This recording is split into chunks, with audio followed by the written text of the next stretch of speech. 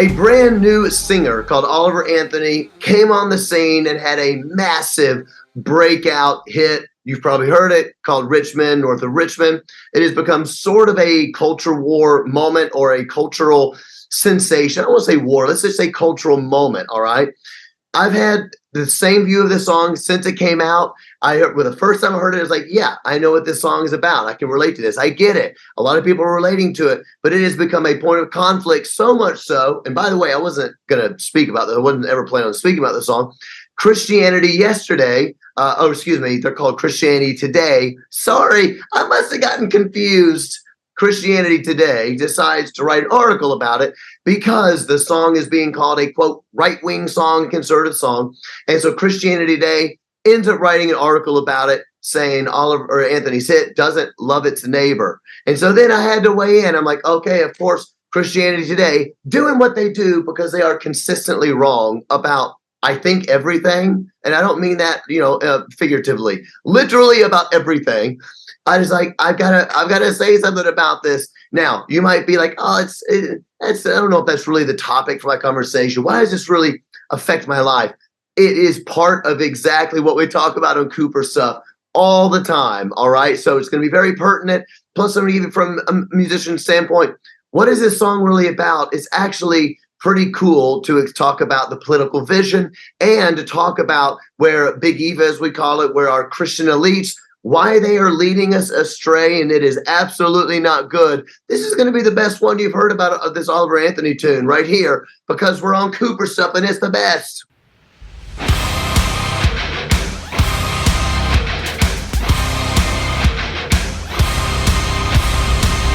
Cooper Stuff! We actually have a ton to talk about today. Welcome back, by the way. It's cool that you guys are here with me. We had a ton to talk about, and I'm going to try to cram it all in. But the first thing I got to say is this. Guess who's back? Back again. Then COVID's back. Mask a friend. Oh, yeah, it's back. COVID's back. Have you guys been hearing all this stuff? Now, we're not going to talk about COVID today, but it needs to go mentioned. Have you heard all the stuff about people are freaking out about COVID? Masking is coming back. Lionsgate Studios, I believe it was Lionsgate in Hollywood, they've instituted masking rules for all of their employees. There's a few colleges that have done it, say, no, you can't come back in unless you're masked. They're already talking about new booster shots. And boom, what happens? People start saying, ain't gonna, they go online, they're like, I'm not doing this again. I am not masking again. And what's the first thing that happens? You won't even believe. What's the first thing that happens? Tons of Christian people are coming out saying, why are you so against masking? Why are you trying to start a cultural war? If you thought naively that, I bet people have really learned a lesson. I really think we have. Wrong! If you think people are like, well, now that we kind of know that we kind of have more of the science on like masking. I mean, even the New York Times published an article saying, all right, you know what? Universal masking really wasn't effective. It really wasn't the way to go. Through this, all the cloth masks, they don't do anything anyway. Really wasn't a good thing to do. And if you thought that people heard that and went, oh, I'm sorry, I was wrong. Wrong, you are naive. Why are you so stupid? Haven't you learned anything yet? People have not learned a lesson. We are not going to learn any lessons because guess what? People want control of your life. They want to control you from the top down. Now, we're not talking about COVID today. Is that going to be pertinent for our discussion of Oliver Anthony's song? Yes, it absolutely is going to be pertinent. We're not talking about COVID, but just saying, oh, yeah, it's coming back. And oh, yeah, the rules are going to be coming back. And oh, yeah, nobody's learned anything. Because in the end, that's not really what it's about. It's about control. It's about top-down authority. It's about elites who think, actually, we're better than you because you're kind of dumb. You're a normie. You're probably in the middle of the country. You're probably some redneck, or you're just dumb. You're uneducated. Even worse, as the famous saying from President Obama, you're probably clinging to your Bible and your religion and your guns. You're just not capable of running your life. But we are. And if you just let us run your life, everything's going to be amazing. Actually, no, it's not going to be amazing at all. That brings us to our discussion of the Oliver Anthony song. Now, number one, Oliver Anthony's not his real name, apparently. And I particularly love the name Oliver Anthony because it reminds me of the character Ricky Bobby from Talladega Nights. It's like somebody that has a name that's two first names. Ricky Bobby is the best, except for Oliver Anthony, which I also like. So this song comes out. If you haven't heard it, it's called Men North of Richmond. Clever. Country music's always clever on the lyrics. Best lyricists in the world, country music. So, Men North of Richmond, this song came out, blew up. I think it set a record. I don't remember the stats, but it's basically like the first song to ever go to number one without being on the charts, without charting on the charts beforehand or something like that. Whatever it did, it's blowing up. And it's insane. First time I heard the song, I was like, oh yeah, I know what this song is about. I get it. I like it. I know why people like it. I get why people can relate to this. Totally makes sense. It's a cultural moment we're in where a lot of people are having a lot of the same question. Now, a lot of conservative people jumped on the song and were like, yes, this is our anthem and this is our whatever. And I get why that is. But the first time I heard it, I said to Cor, my wife Cor, I was like, Cor, the thing is, it's not even really, this isn't really about conservatism. In some ways it actually may be, but this isn't a right-wing song. That's not what this song's about. It's about other things, which we're going to get into. It's not really a right-wing song, but because conservatives picked up on some things about it that we do resonate with as conservatives, as the country's changing. So, and I'm going to read the lyrics to you. And we don't like the new world. We don't like how things are going. We're like, things are going pretty terrible. We can relate to that, but it's not actually a right-wing song. But because conservatives picked it up, then the left has to call it a culture war song. It's a new conservative song. I said from the very beginning, this isn't actually, I doubt that if I was to hang out with Oliver Anthony, I think I'd like hanging out with him. I think we'd be friends. I think we'd get along in a lot of ways, and we agree on some things. I don't think our political philosophies would probably align, but that's not really what the song's about, right? That it's art. And so I wouldn't be like, oh yeah, we're the same. I don't think we are, but I love the song. I love the lyrics. I love the sentiment. I think it's actually has some real strokes of brilliance in the song. So I want to read the lyrics to you, but I want to explain what's going on. And the reason I'm doing it is because then Christianity today, or Christianity yesterday, as I like to call it, who are just progressive leftists. That's all that Christianity today is. I'm not saying there's no one there that's born again. I'm not saying that they are all false prophets and false teachers and wolves in sheep's clothing. I'm not actually saying that. But they are progressive leftists. All that they are people that are helping the leftist secular revolution destroy America, and I believe destroy Christianity. Why would they want to do that? Well, we can talk about that in a little while. They wrote an article against the song, and then I thought, that's it. I got to make a post about it. And then we had some fans that hit back and said, John, I disagree with you about this. This song does seem to not love its neighbor for ABC reasons. So I'm going to answer some of those questions today and read it. First, we got to go to our sponsor. Let me tell you guys about my friends at SD Bullion. All right. Precious metals, gold and silver. Some people go, I don't really understand why this is a big deal. I want you to understand this. A couple of years ago, I got very concerned about the state of the world. All right. We're talking about inflation. We're talking the amount of debt the U.S. has is so absolutely insane. We're talking about the possibility of a one world technocracy, a one world currency, which is just so very, very frightening. We are printing money and spending money at a rate that we cannot keep up with, frankly. So I said, okay, what can I do to diversify my funds that I have something in my hands in case the very worst happens?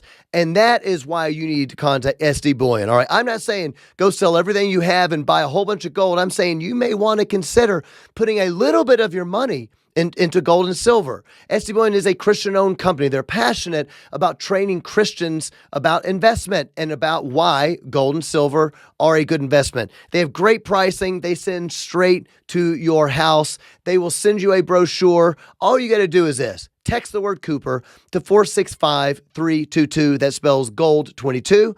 They're going to send you a brochure. They'll teach you about it, give you options. Or if you say, hey, I want to spend 75, 80 bucks. I want to get a silver coin or something like that.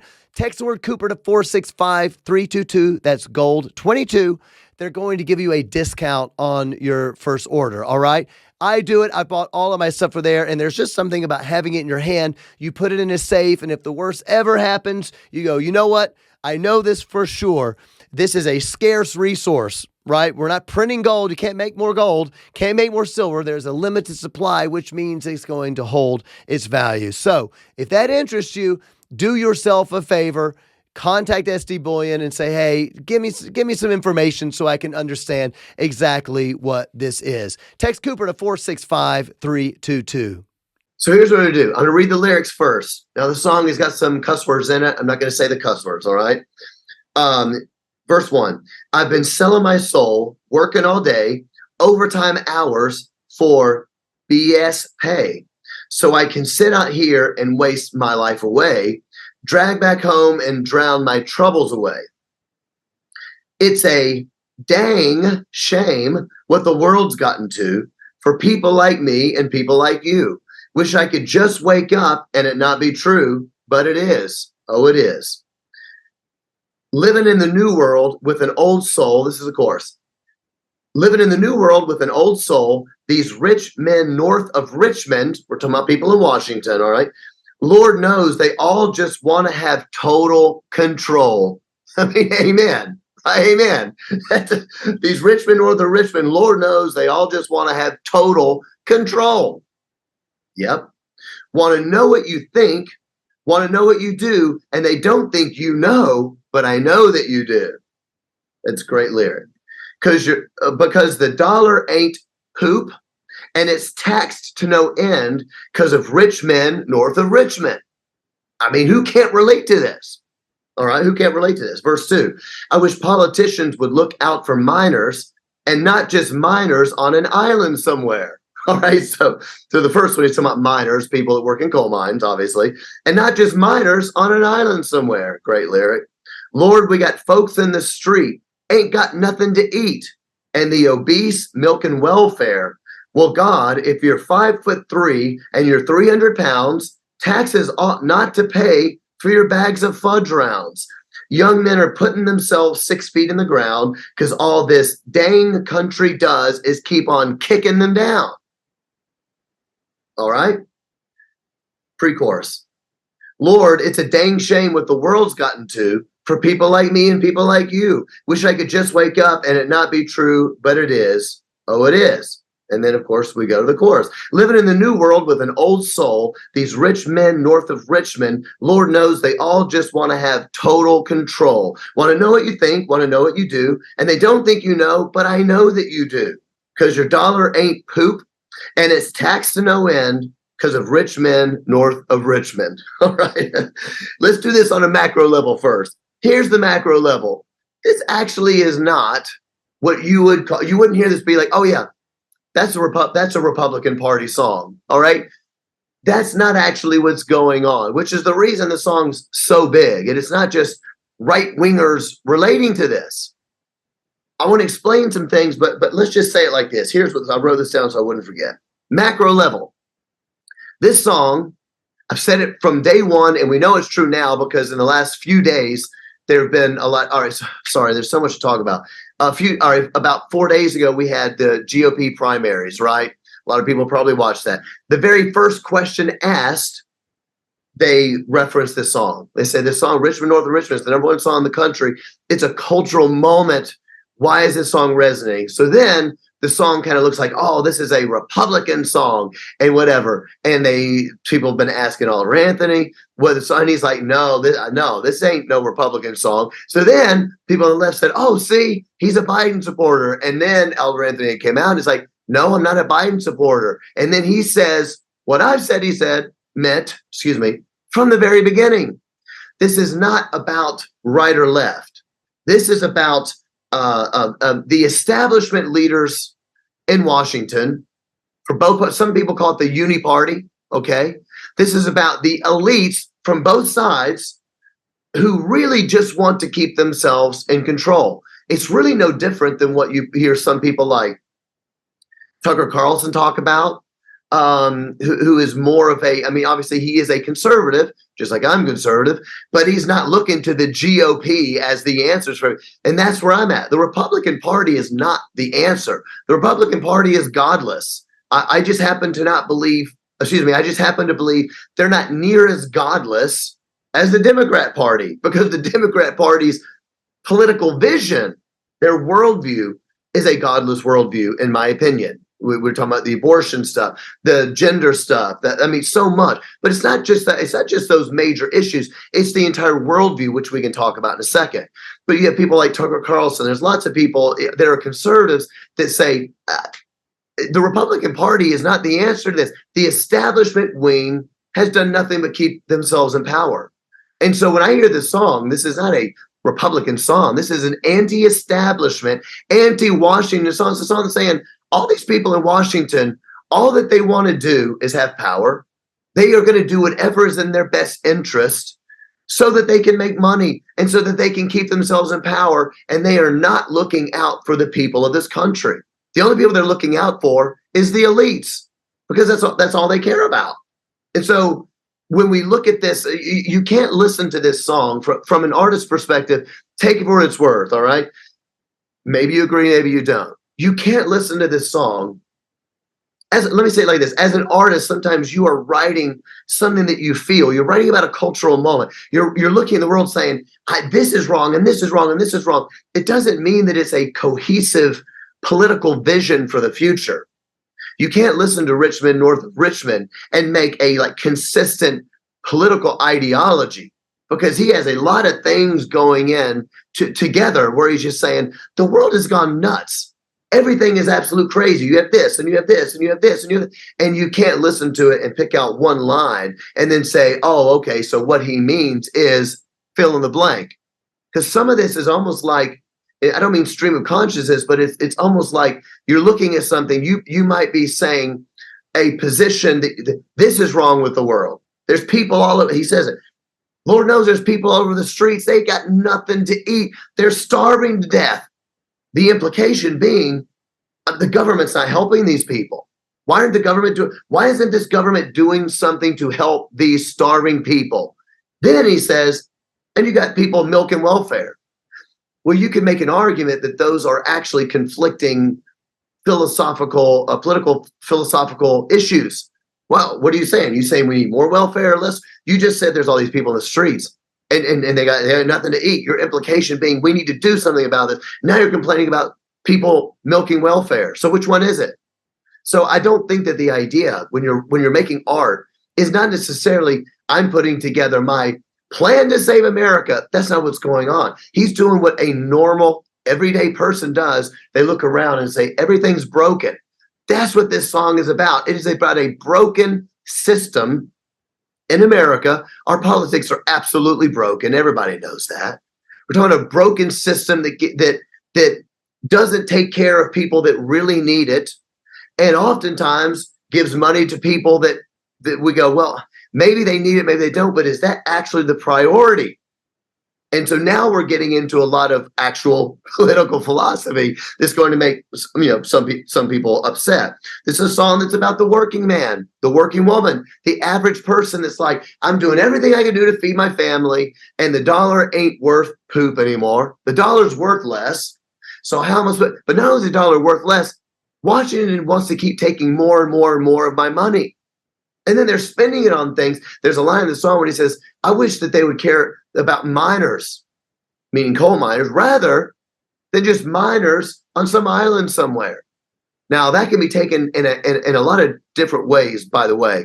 And so I don't want to get into all the various different ways it could be taken. One way that it could be taken that a lot of people, I think, relate to is that, and this would certainly be something that the people who believe in the uniparty, I would call it the uniparty. I'm trying to think of who that would be. I think Michael Knowles from Daily Wire would probably be in that camp. Tucker Carlson certainly would be in that camp. You would probably have even thinkers that aren't American, like just heterodox thing, people that think outside the box. I can't think of any people say. Sometimes, at times, Bill Maher would be in this. He's a Democrat. He would be in this sort of probably uniparty, thing like that. The point is that there's a feeling that we are sending money to a lot of other places rather than taking care of the people we can. Now, listen, this could very much be a conservative argument. But as we saw recently in Chicago, about a month ago in Chicago, there was a huge thing in Chicago with mainly, I would say, people of color. I'd say 90% people of color coming down, protesting that they are spending all of this money on people, illegal immigration. So people who came over illegally are now being given money. They're being given housing. They're being given health care. They're getting, and all this stuff is free. So they're being taken care of by the government in a way that our own people that are poor are not being taken care of. All right. So people in Chicago. Now, you might say, oh, here we go. That's conservatives because they don't care about the poor. Chicago's a progressive town. So, the minority population of Chicago vote like 90%. Vote for progressive candidates. It is a super, super progressive town. So now, but in other words, what we're saying is we have progressive Democrats, people of color, protesting this, saying, why are you giving all this money to people that are not even from this country when you're not even taking care of people from this country? So, as I said, it's not even necessarily a conservative talking point, even though conservatives definitely are in that lane. And so what you basically get, and now we have to get into political philosophy a little bit, is this. If you're going to keep giving more and more and more entitlements, more and more welfare, more money for illegal immigration, more money for the war in Ukraine, more money for whatever entitlements people say, we really need to do this, we don't have the money. So you have to raise taxes, but guess what? No matter how high you raise taxes, you're never going to pay for the welfare state we have going right, the entitlement state we have going right now. It's unbelievably huge. It doesn't matter how much you raise taxes. It could never pay for everything that Washington is writing checks for. And why are they writing checks for that? Because they want to keep in power. They want to keep in power. So they go, if you get me in power, I'm going to promise more money to this, more money to this, more money to this. And they write so much checks that they can't pay for. They have to print money. What happens when you start printing money? Well, the dollar becomes worth less. Guess who suffers the most when the dollar is worth less? The poor. It's people that they don't have a big, nest egg of money in the savings account to fall back on. So now all of a sudden their money's actually worth less, and it's hurting the very people that they say they want to help. But it's not, because the dollar doesn't go as far.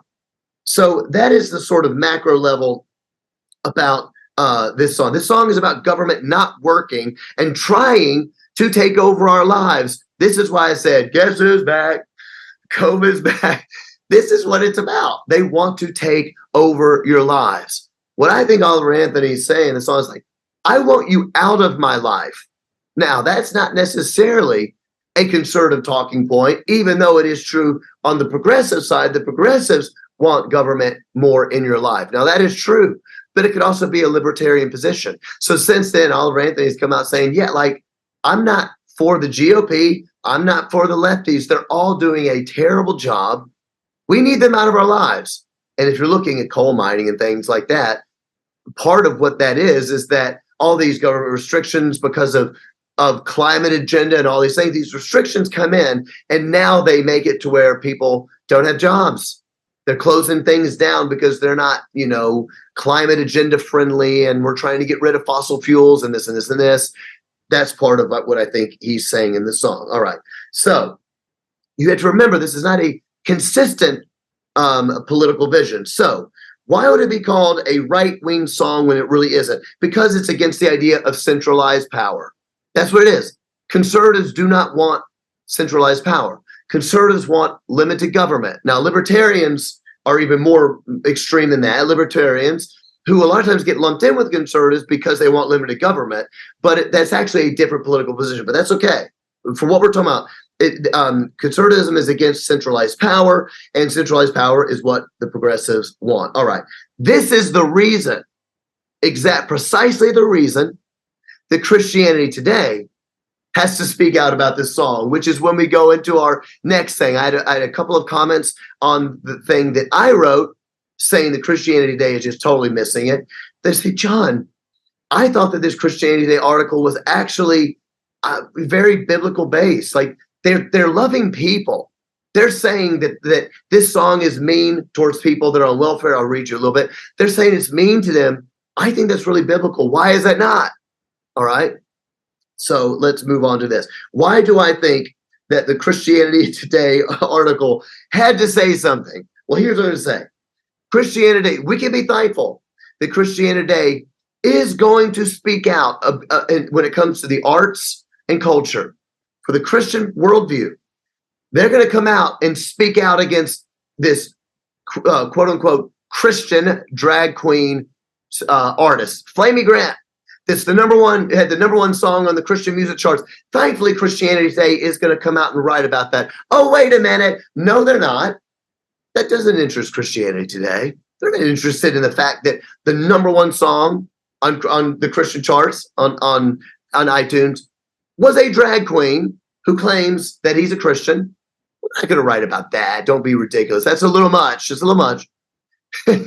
Is Christianity Today going to come out and say, hey, we really need to say something about Cardi B's song, WAP, the number one radio song of the year back in, what was that, 2020? The number one most played radio song of the year, WAP, which I can't even read the lyrics because they are too offensive, all right? But it's a song that is about her own genitals, okay? It's so filthy. It's got so many N-words in it, all right? Like a racist term. It's got so many N-words and so many references to absolutely degrading sexual things, all right? The size and state of the genitals of the men she wants to be with, the state of her own genitals, the number one played radio song of the year, then performed at the MTV Music Awards, along with another artist called Megan Thee Stallion. Two women performing on a giant bed, simulating lesbian sex, okay, on the MTV Music Awards, on TV. We can be thankful that Christianity Today is going to write an article about that. Wrong. They don't speak to that sort of thing. No, there's no reason to speak about, like, societal degradation in culture or in music, or about the evil that is happening. And what was worse about it wasn't just the fact that it was a performance that celebrated this kind of degradation. It was then called woman's empowerment. The performance was, CNN was like, this is just beautiful expression of sex positivity. This is woman's empowerment. This is what it means to be a woman that slays. And you're not allowed to say that it isn't good, because if you do, then it's because you're a misogynist and you hate women. All right. Just to say the immense popularity of Cardi B just this year. I don't know if you know this, but on Valentine's Day of this year, McDonald's used Cardi B as their spokesman for a new Valentine's Happy Meal. McDonald's, like with the playpen. Let's celebrate Cardi B. Here's her song, WAP. Christianity Today going to write about that? I don't think they are. What about Demi Lovato's song that came out about 3 months ago? We covered it on this. It was her let's see.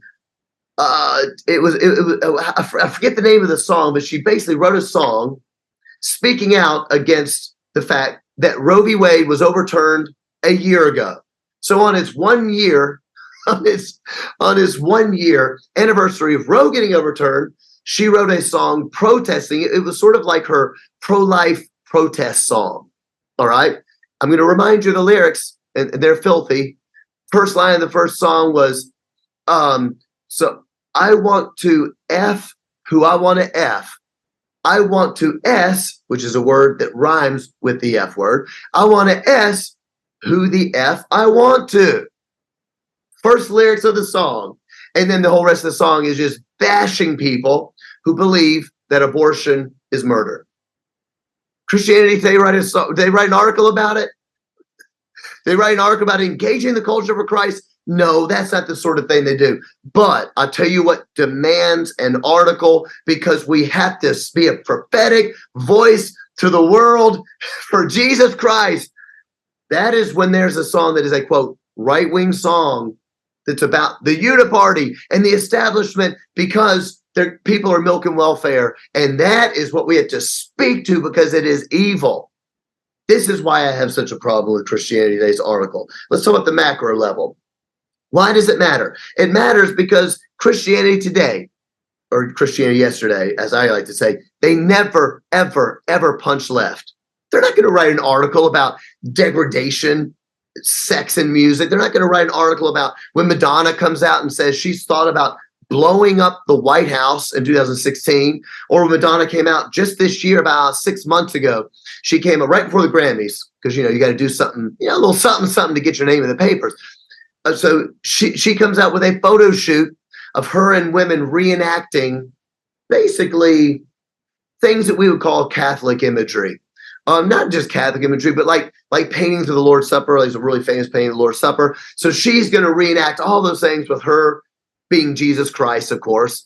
Extremely blasphemous, but also not just blasphemous. She's also made them sexual. So they're pictures that maybe in Catholic iconography where you may have like Mary, where she, the Blessed Mary or something. I don't know much about Catholicism, but these pictures that we see and we go, okay, that's Catholic imagery where Mary's supposed to look something. She's holding baby Jesus.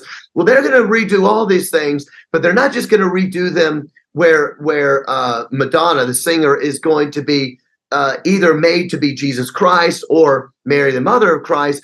They're also going to make them sexual. So you're bringing a pagan sexuality into something that is blasphemous. I mean, this is just straight up what we would call like Old Testament, like Asherah poles, stuff like that. All right. Christianity going to write an article about that? No, because that's just the world being the world. That's not really something we need to write about. They never punch left. They never punch against the sexual revolution. In fact, Christianity Today wrote an article about the Dove Awards, which is the Christian Music Awards, saying, basically pushing, in my view, saying, are they going to begin to let artists who are LGBTQ in? Are they going to let Flamey Grant? Are they going to begin to let them in? Are they going to diversify these things? Basically, wrote an article that to me sounded like they're saying, it's probably time that we begin to diversify these things, open it up. They're not going to write an article punching left on anything. Are they going to write an article punching left on communism? No. Are they going to write an article punching left against the government getting so big that it wants to take control over your lives and shut your church down? No. They will write an article saying that maybe you should think about shutting your church down for, quote, love of neighbor. They never, ever punch left, but they're going to punch right. And if they start seeing that, oh my gosh, there's a movement of people saying the government's not working and we want them out of our lives and their taxing is too much, and all these rich men north of Richmond and Washington, all they want to do is take over my life, and they want to take my money, and none of it's working, and blah, blah, blah, blah, blah. Well, that's going to start to sound a little bit like you're against the progressive agenda. And Christianity Today is not going to put up with that. So why don't we look at a little bit of this article? All right, Christianity Today, the article is called Oliver Anthony's Viral Hit Doesn't Love Its Neighbors. So, by the way, if you hear people start making an argument about something not loving your neighbor, there's a really good chance it's nothing more than progressive talking points. Honestly, it's really sad. Because loving your neighbor is a command of our Lord Jesus Christ we should take seriously. And the Christian left has so abused this. You got to wear a mask. Why? Because you're loving your neighbor. You got to get a jab. Why? Because you're loving your neighbor. What if I don't think I need it? I'm 20 years old. I'm healthy. You love your neighbor. You get the jab as a sign that you love your neighbor. I mean, it's insane. Everything is loving your neighbor. I don't really think we should be giving so much taxes for why? You don't love your neighbor? You don't care for the poor? Is that why? Everything. It should just be a red flag to you, okay? So this article is written by somebody called Hannah Anderson. Basically, the article is this. It is a mom. She's married. Her husband's a pastor. They have 3 kids. The entire article, there's no Bible in this article. So to people who say, I thought this was really biblically based, there's hardly any Bible references in the entire article. The entire article is basically this. As a native of Appalachia, I can't remember a time when I wasn't aware of the plight of blue-collar Americans. So she comes from there. She's listening to the song Men North of Richmond. She's like, oh yeah, I can relate to a lot of this. This seems like what most of us all thought. Like, we're here in Appalachia. There's no jobs. There's no money. We don't think people are looking out for us. These people up in Washington, they don't care about us. The whole nation doesn't even really care about our plight. They don't know what has gone on here. As coal mining jobs are shut down, and this blue collar workers, and there's doesn't seem there's much of a path for me to get to the next level in terms of money and climbing up the ladder of success. There's just not a lot of opportunities here. She's like, yeah, that's the thing. So I get that. But then she came to these lyrics in the song. Remember, I read the song earlier.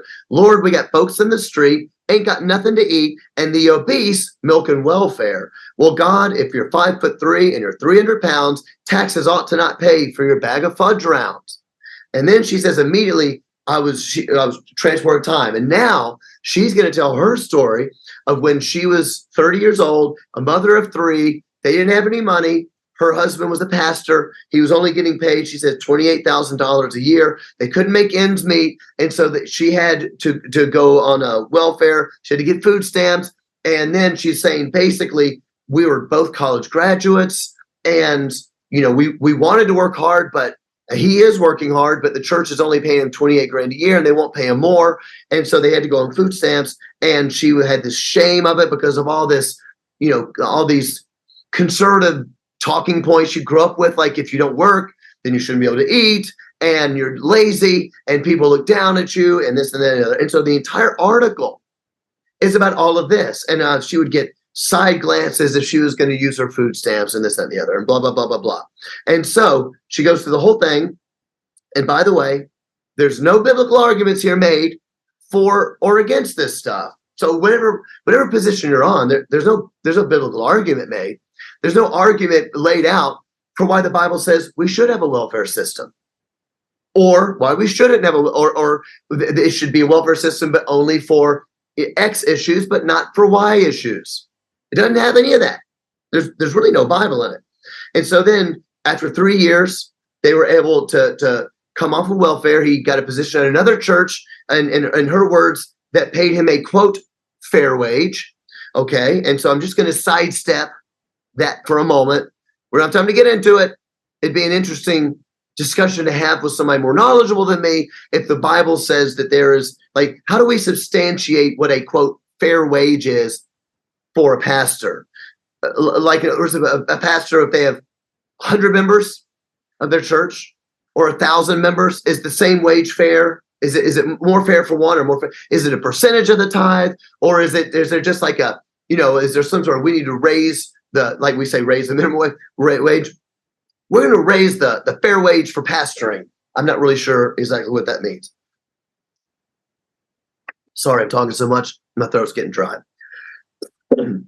So then she says, today, a decade later, I can see how shame dominated my experience of welfare, and this she's SNAP is the program, manifesting in behaviors like overthinking my purchases and avoiding friends and neighbors while shopping. I can trace some of that shame to the fact that eating itself is a deeply spiritual act. As theologian Norma Wurzba puts it in Food and Faith, A Theology of Eating, quote, to receive food as a gift and as a declaration of God's love and joy is to receive food in a theological manner, end quote. But what happens when we can't access the very food that declares God's love and joy? What happens when a means of grace becomes a means of judgment? You see, this is why I think normies like me and you are tired of our elites in Christianity. Like, you're just making something simple extremely complex. Something that's supposed to be a means of grace is a means of judgment. Like, what does this even mean? Like, I think normal people hear the song and they know what they're talking about. But elites don't. If they have an agenda, to tear down something that used to be sort of like obvious, that you do not have to be a smart person to understand, and I'll get into what I mean and say, elites just keep making complex things that are simple. It's common sense. I'll explain that in 1 second. So basically, she keeps going, and she says, conservative political rhetoric melded with spiritual language, sometimes to the point of thoughtlessly blaming the hungry for their own suffering. Paul's instruction that the one who is unwilling to work shall not eat was wielded like a cudgel. Instead of serving as a warning against idleness, becoming a busybody, or drifting away from orthodoxy, the context Paul gives to the verses, this interpretation simply condemned those who needed assistance as obviously not working hard enough. If we live in a land of abundance and opportunity, how could anyone but the lazy go hungry? So then she just keeps going down about, some people call them welfare queens, and some people say it's about responsibility, and blah, blah, blah, blah, blah. And then just keeps going, and then says, I felt isolated and abandoned by the very people I worshiped with on Sunday. So in other words, this is all about her experience. There's no biblical argument actually being made. So I guess what I would say to the people that said, John, I actually thought it was a really thoughtful and loving article. And I don't think, I mean, it's biblical. I don't understand, John, why you had a problem with this. It's actually not a biblical article. And I'm not trying to say there couldn't be a biblical argument made for that position, but that's not what the article is. This article is a manipulation. That's all. It's a manipulating article to say that basically, if you think that there are some situations where we should be helping people, as I did, but you think there are other situations when you look and you go, oh, that seems like people are taking advantage of a system, then you all of a sudden are a bad person. That's what it's saying. It's a manipulating article. All right, so let me explain what I mean when I say this. This is so frustrating. What is it that she's making complex that's super simple? I mean, this is what it is. In Oliver Anthony's song, he says, Lord, we got people on the street that are starving to death. That sounds to me like what he's saying is we should be doing something about this. Everybody knows what that's like. Then he says, well, the obese are milking welfare. So in one sense, it kind of sounds like he's saying these rich people in Washington should be doing something better for us to help us with this situation of people starving. Also, there's these obese people milking welfare. And I don't think that 5'3", 300 pounds, why are we paying for your fudge rounds?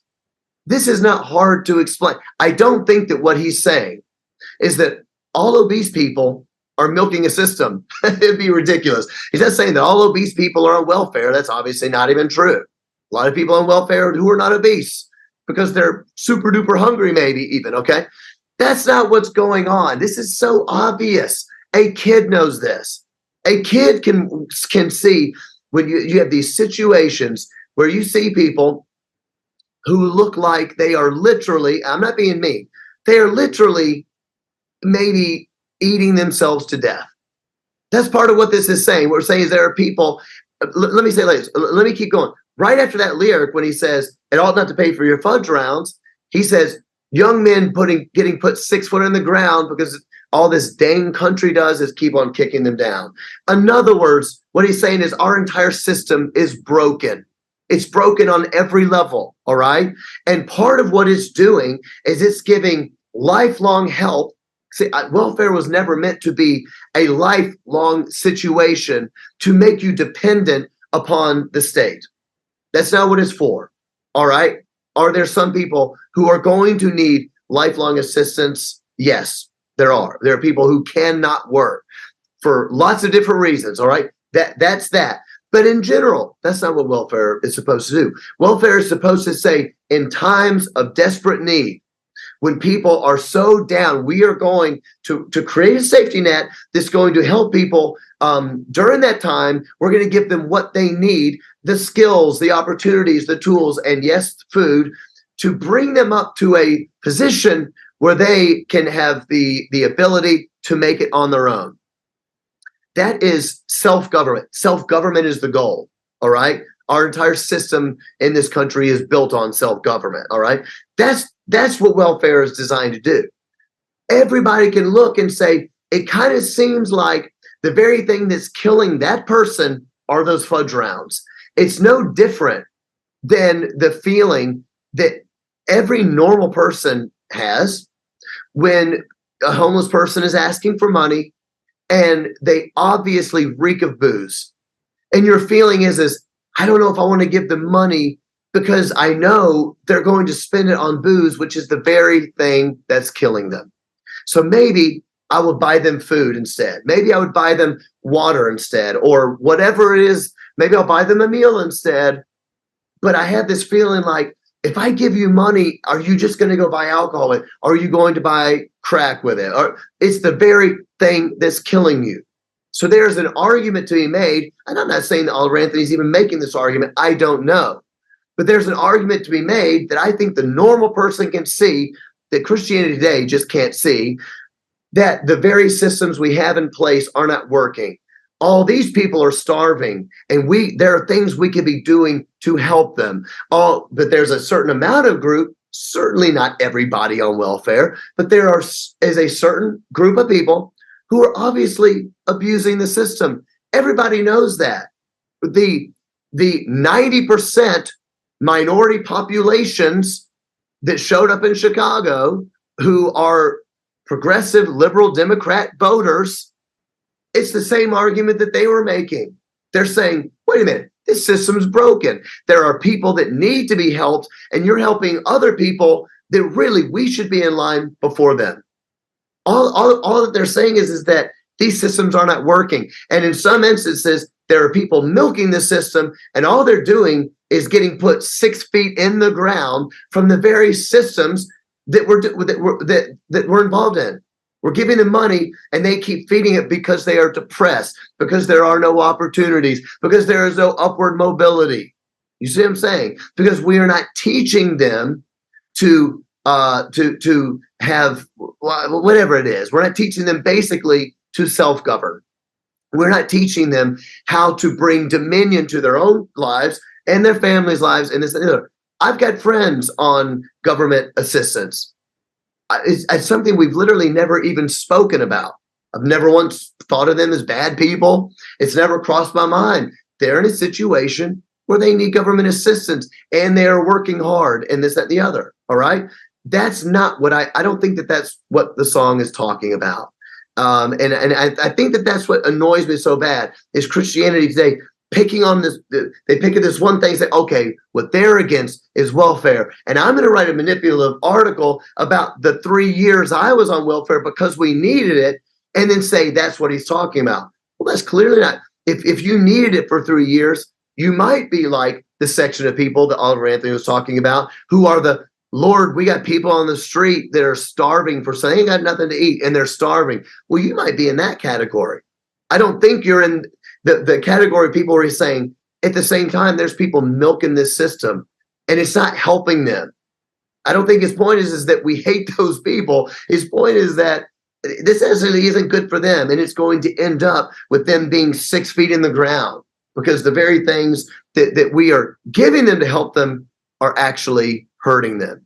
So what I wrote on my social media page is basically this. Here's a question. How often does Christianity write articles about the unchristian lyrics of popular music? With the ubiquity of songs containing graphic, pornographic material, violence, blasphemy, idolatry, hatred, paganism, and overtly antichrist filth, it seems as though shortage of songs to write about. What is it that makes Oliver Anthony's song worth taking time to criticize? Let me think. Oh, that's right. Conservatives like it. People in the middle of the country like it. As it turns out, lots of non-conservatives like it too. We know that's true because since I posted this, Oliver Anthony's come out saying, I'm not even a Republican. I'm not for either one of these. I'm not for either one of these things. This is a broken system. This is about the uniparty. This is about rich elites getting fatter and richer, and they're not helping anybody in this country. All right, that's what he's saying. My thesis, coming soon in long form, is that we are in the midst of a secular revolution against the foundational beliefs of Western civilization, namely Christianity. The revolutionaries believe that Christianity is the root of all injustice in America. Big Eva and outlets like Christianity Today sympathize with the secular revolution. That's why they always push left and punch right. Of course, they wouldn't say they are against Christianity, just traditional or conservative Christianity. This is why I believe that Big Eva is part of the secular revolution. Their role is to make Christianity more accessible to progressives, more socialistic and less anti-Marxist, more globalist and far less localist, or even worse, nationalistic. To them, the sentiment that many hear in Anthony's song, that America is helping the world but isn't looking out for its own citizens, is anathema. It is a danger to their progressive dreams to engineer the perfect world. In other words, Christianity today is no different than our secular elites. They believe that we need a managerial class to lead us into worldwide utopia. And they believe they are the ones to do it. So I'm just going to follow up with this. Here's the difference very quickly about a conservative political vision and a progressive political vision. And this is the reason I am so upset with Big Eva and why I'm got so annoyed with Christianity today. It's so easy to explain. It's so easy. The Christian, I would say that true conservatism is actually a result of traditional Christianity. We look at conservative positions. This is the reason that it's so frustrating when Christianity comes out and will bash a conservative position. Typically, that conservative position, I believe, is based on the Bible, all right? This is it. The conservative position is this. We want limited government. We want you out of our business because we don't trust you. We want self-governance, all right? I want to raise my own children. I don't want the government raising my own children. I don't want you telling me what I can teach my kid because I don't trust you, all right? I don't trust you. Our system of government is built on self-governance, all right? We want limited government. We do not believe in elites, whether they are Republican elites or whether they are Democrat elites, even if they are Christian elites, all right? It could be the awesomest Christian I've ever known, and now he's our president. Billy Graham just became president. Love it, but I don't want Billy Graham telling me how to raise my kids from a political standpoint. That's not the role of the state, okay? That's not their role. So the point is that we don't care who they are. We do not want elites coming in, taking all of our money and saying, we're smarter than you, and we know how to engineer the perfect society. That is not a Christian perspective, I don't believe. It's not a conservative perspective. The conservative perspective always believes in what I would call trade-offs. Actually, it's not just me that calls it that. In fact, this would come, let's say I would put this in Thomas Sowell, the great Thomas Sowell, my favorite political philosopher and American political philosopher. He would say it believes in trade-offs. Why does it believe in trade-offs? What do I mean by trade-offs? What trade-offs is this? We don't believe the world can ever be perfect. Why? Because humans are fallible. We have a fallen nature. We are incapable of perfection. That's it. We say it's a conservative position, but what does that sound like to you? That sounds like original sin, the doctrine of original sin from the Bible. All have fallen short of the glory of God, right? So the Bible says we are born into sin, and because we're born into sin, not only are we incapable of perfection, guys, it gets worse. We just like evil. We like really bad stuff. We love doing bad stuff. We love oppressing the poor so that we can get rich because I want to look out for me. That's all me up in this piece. I don't care who it hurts. I need my family to do good. So I don't care who I oppress. That is human nature. The conservative position believes in trade-offs because we're not capable of reaching this perfection. There's no such thing as utopia. That's a lie. So what are we going to do? Well, we're going to look at what Oliver Anthony would say and say, well, Lord, we got people on the streets. They're starving to death. We need to do something about this.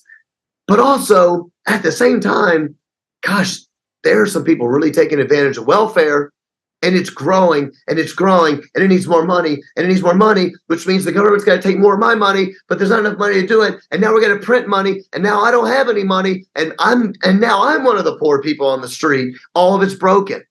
Well, the conservative position looks at it as a trade-off and says, yeah, nothing's ever going to be perfect. That's right. We can't make it perfect. So we're going to have a trade-off. We're going to choose what is best for the most amount of people based on a moral principle, realizing that it's never going to be perfect. The progressive position says the opposite. It says actually human beings are capable of perfection. We're not born into sin. The reason that people do bad stuff, according to the secular progressives, is because man is a product of his environment. Bad stuff's happened to me. You don't know what my childhood was like. This is the reason we say that person just murdered 4 people. He wasn't going to get a death penalty, but now he's not going to, because we have to take into consideration his childhood. He was abused. In other words, the only reason he's killing folks is because something bad happened to him as a young person. The only reason he killed people is because he was on drugs and he wasn't in a good mental state, because his environment forced him to do this certain thing.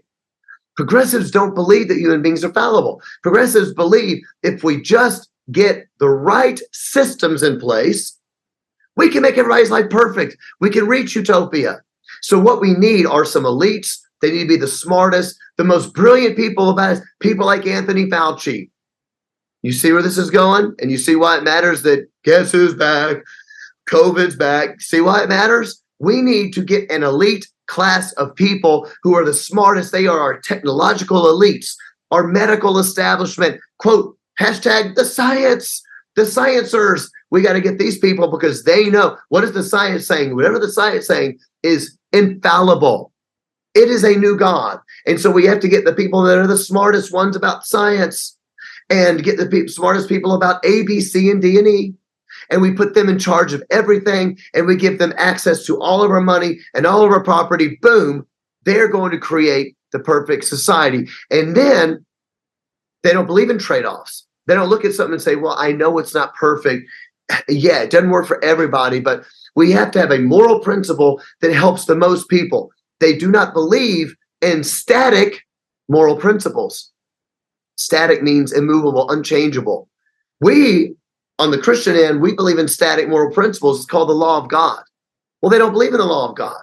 They don't believe in the moral law. They don't believe in any static moral principles, right? It's changing because it is progressing. It is going somewhere. So they don't base theirs on a trade-off, a system of trade-offs based on a static moral principle. They don't do that. They say, no, the only thing that's moral is making sure that everybody is equal, making sure that everybody has the same amount of stuff. And if 99% of people are getting taken care of, but 1% of people aren't, then this whole system is evil and it's got to be fixed. Can I give you an example? This is why progressives care so much about the transgender movement, the transgender bathrooms. If you look 6 years ago, most people had never even heard of transgenderism. It wasn't a thing that your ordinary person even ever heard of. Why did this start in 2014? Why did this issue come to the fore?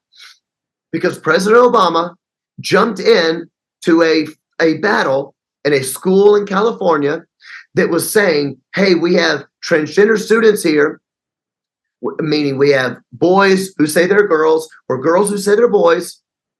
It's typically boys who say they're girls that want to use. So if the boy says he's a girl, he wants to use the girl's bathroom. And the school, well, the parents were going, well, I don't, that doesn't make any sense. What do you mean boys going to use the girl's bathroom? Well, because they're transgender, so they are actually girls. President Obama weighed into it, and it became this big cultural war issue. Now, why are they weighing into it? How many people are actually, say that they are, quote, suffering because they couldn't use the bathroom of their choice? A very, very, very small amount of people. So if you've got 99.4% of people very, very happy with the situation, and you have 0.06% of the people not happy, or less than that, whatever it is, I don't know what it is, a few people not happy, well, the conservatives say, well, yes, but it's a trade-off. Maybe you can't have 100% of people be happy. It's a trade-off based on a moral principle that there are boys and girls, and just because you say you're a girl doesn't make it so. It's a moral principle, and it's a trade-off, and I realize not everybody's happy, but 99.8% of people are, or whatever it is. The progressives say, no, that's not fair. You are oppressing someone, and what is immoral is to oppress people based on that view, that lens, that way of seeing the world. That is what is bad. They don't believe in trade-offs. So now we need to restructure the entire system and make it to where even if now 99% of the people are upset because boys are coming into girls' bathrooms or whatever it is, it doesn't matter how many people are upset because now we're all equalized. It's not about trade-offs. They don't believe in trade-offs. They believe in utopia. This is what Christianity today is. They are fighting for that revolution. It's the reason they're not going to write any articles about quote unquote supposed Christian drag queens and Christian music or Christian artists coming out saying things that are absolutely unbiblical on any level. It could be heresy and they wouldn't write about it. I mean, full-blown heresy. They wouldn't care. They're not going to write about that because that would be punching left. And when you do that, all you're doing is being mean to people who have a secular worldview and this and the other. And really, those are the people that are the good people because they want social justice. It's the conservative right-wingers that really, they don't like people because they believe in trade-offs. They don't like people because, they whatever it is, they don't want to vote for the huge welfare state so that the government can come in and control everybody's money. They're just bad people, and it makes us look bad to have their side. They're not fighting for utopia, and this is the key. Christianity today is fighting for the left-wing, secular, atheistic utopia, whether they know it or not. I'm going to end with this. There's two ways to view it. Either number one, they are useful idiots for the revolution.